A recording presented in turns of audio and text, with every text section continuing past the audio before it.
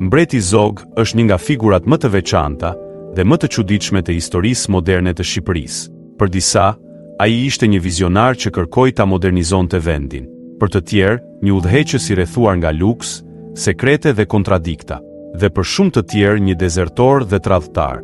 Në këtë video do të zbulojmë 30 fakte dhe sekrete të çuditshme nga jeta e tij që nga pallati mbretëror, zakonet e përditshme, deri tek jeta intime që për shumë kohë mbeti e fshehtë. I kemi ndarë në 4 pjesë: jeta personale, jetesa e luksit, fakte nga jeta intime dhe trashëgimia.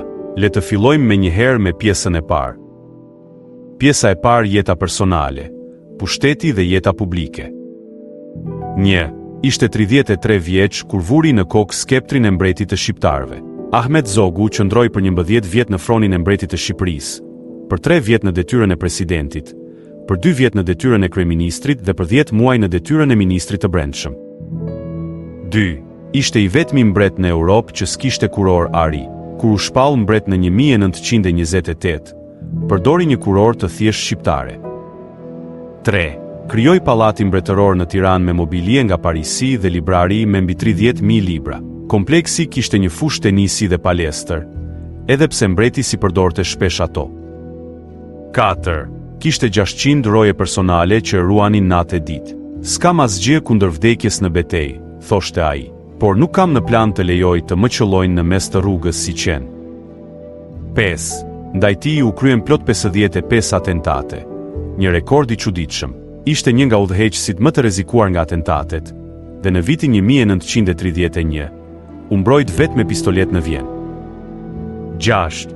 Ishte njeri që nuk pinte alkool, por ishte i fiksuar pas kafes turke, deri në 20 filxhan në ditë, zakon që ruante edhe kur shkonte jashtë shtetit. 7. Konsumonte 250 cigare në ditë, një rekord i çuditshëm edhe për kohën. Ai ishte një oxhak njerëzor, kujtonte një reporter i huaj. S'kam parë njeri të pi aq shumë duhan dhe pa ndërprerje. 8. Nuk hante ushqim pa u provuar më parë nga shërbyesit, nga frika e helmimeve. Ushqimi vinte nga pallati i nënës mbretëresh në një kuti të mbyllur, sepse ai kishte besim vetëm tek sadia. 9. Kishte një karrige speciale me mbrojtje metalike poshtë, për rast sulmesh. 10. Emëroi rreth 30 të afërm në poste qeveritare, duke krijuar një klub familjar në pushtet. Dhe kjo gjë e bënte shpesh objekt kritike, por edhe forconte rrethin e tij të besuar. Pjesa e dytë: luks dhe kontraste. 11. Kishte dobësi për parfumet franceze dhe stilolapsat prej ari. Ai kishte koleksione të veçanta me stilolapsa ari, ora luksoze dhe parfumet më të famshme franceze. Një nga dhomat e pallatit ishte mbushur vetëm me dhurata të tilla. 12. Shpenzimet më të mëdha dëshmojnë se mbreti paguante 3 fish më shumë për çdo gjë që familja mbretërore blinte në treg. Megjithatë, e pëlqente ushqimin e thjesht shqiptar, sidomos byrekun dhe flin. 13. Ishte adhurues i muzikës klasike dhe ftonte orkestra europiane në pallat. Shpeshherë organizoheshin shfaqje filmash në shtëpinë e kinemas. 14. Zogu e linte Tiranën zakonisht vetëm një herë në vit. Familja mbretërore udhëtonte drejt Durrësit çdo qershor dhe kalonte pranë detit 3 ose 4 muaj. 15. Dasma me konteshën Geraldin më 1938 u quajt dasma e shekullit në Shqipëri. U bë eveniment botëror. Hotelet e pak të kryeqytetit qenë rezervuar për të ftuarit e mbretit dhe 79 fotografët e gazetarët e ardhur nga e gjithë bota. 16. Për të dashurën e tij të ardhshme, Geraldinën, bleu bizhuteri me vlerë maramendëse. Ahmet Zogu u fejua dhe pas disa muaj u martua me Geraldinën, një vajzë që rrite nga një familje mbretërore, dhe për bukurinë e saj të jashtëzakonshme, ishte shpallur trëndafili i bardhë i Budapestit. 17. Gjatë kohës që kanë qenë në Francë, në vitin 1955, Ahmet Zogu ka blerë dhe ka jetuar shtëpinë e piktorit të madh, Pablo Picasso. 18. Shpenzimet e tij më ekstravagante ishin ato që kishin si synim të linin belerët në hije. Ai e kishte shumë me qejf që t'i vinte në siklet, kur bëhej fjalë për shkëmbim dhuratash. 19.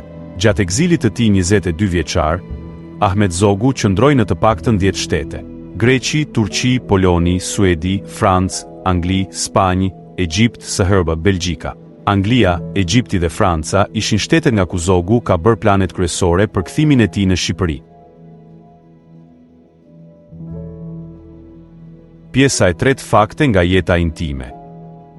21. Ahmet Zogu ishte i fejuar me vajzën e shefqet Vërlacit për 7 vite. Ai u fejua në vitin 1921 dhe u nda nga ajo në vitin 1928. Kjo fejes ishte dhe një aleancë e nevojshme mes Zogut dhe Vërlacit. 22. Në Tiranë qarkullonin shumë thashetheme për dashuri të fshehta me zonjat e elitës. Qëndroi beqar për më shumë se 15 vite në pushtet, derisa u martua në moshën 42 vjeçare. 23. Tania Vizirova ka qenë një nga të dashurat e njohura të Ahmet Zogut. Ai e kishte njohur atë në Francë, ku njihej si një kërcimtare profesioniste. Tania me origjinë nga Besarabia dhe Kaukazia, madje erdhi edhe në Shqipëri. 24. U bë i famshëm për dhuratat e shtrenjta që u jepte grave që i pëlqenin. Kishte një dobësi të dukshme për femrat elegante dhe aristokrate. 25. Një tjetër histori dashurie e Ahmet Zogut është dhe ajo me gazetaren amerikane, Rose Wilder Lane. Kur Zogu i propozoi asaj për martesë, ishte ende ministër i brendshëm. 26. Ahmet Zogu u fejua dhe pas disa muajsh u martua me Geraldinën, një vajzë që rrite nga një familje mbretërore, dhe për bukurinë e saj të jashtëzakonshme, ishte shpallur trëndafili i bardhë i Budapestit. 27. Martesa me Geraldinën ishte edhe politike, edhe dashuri e vërtet. Ishte jashtëzakonisht xheloz dhe mbrojtës ndaj Geraldinës pas martesës. 28. Ahmet Zogu ishte 42 vjeç dhe Geraldina, Aponi ishte vetëm 22 vjeç kur ata vun kuror.